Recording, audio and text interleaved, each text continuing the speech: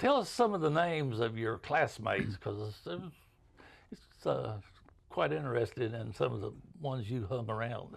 Well, Ray Aiken, Aiken Plumbing was a block away, and the Ray Aiken in my class is Ray Aiken III, and he worked with his father. We were the same age, and you're still pretty close. We travel together still, yeah.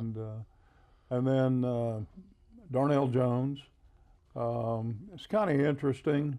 What I was exposed to initially socially was that we had a mixture of black kids who now were integrated into the public school system.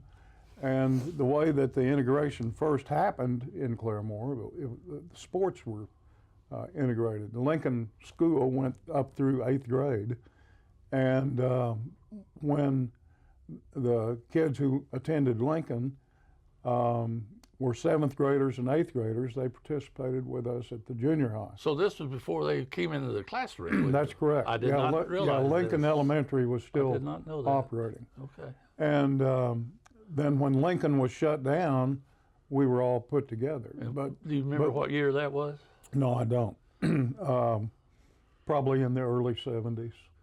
Well, I'm going to say early 60s probably. So I came here in 63. Well, I know that when I was a 9th grader, that was the first actual mixing in the classroom that we had. Okay. Up through 8th grade.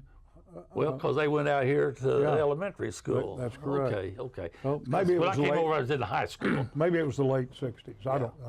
Yeah, okay.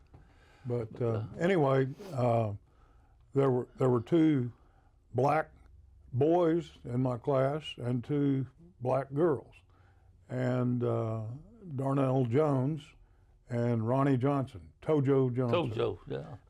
And I travel sometimes with Darnell. I went to his. He's retired as a federal judge, U.S. federal judge, Eastern District of Pennsylvania. His retirement party was this past November.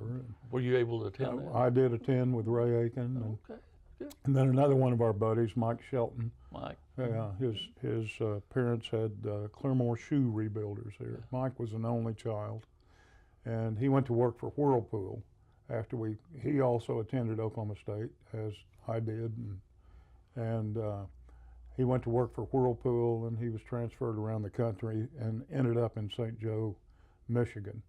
And Michigan. He still lives there. Okay. And so he joined us.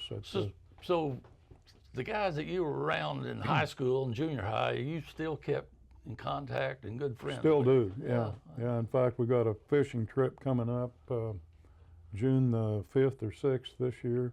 Okay. And there will be 5 of us together. We're going to go down to Lake Texoma and go striper fishing. Okay. So what happened to the Alaska trip you used to take? Well, that was with another friend. Okay. And it wasn't Alaska, it was British Columbia. But, okay. But we would go salmon fishing, and I was very fortunate to be able to do that. I did that for 5 or 6 years. Okay. You'd fly into to Vancouver, British Columbia, and then get on a different aircraft and go to Campbell River. And then from Campbell River, we would get on a helicopter and fly to Cayucot, which was the other side of the Vancouver Island. You can't get there by road. You can get there by boat or aircraft. And so I've been in there on a float plane, by a boat, and also by a Bell Jet Ranger helicopter. Well, it sounds like the trip getting there itself is exciting enough. It was plenty exciting, yeah.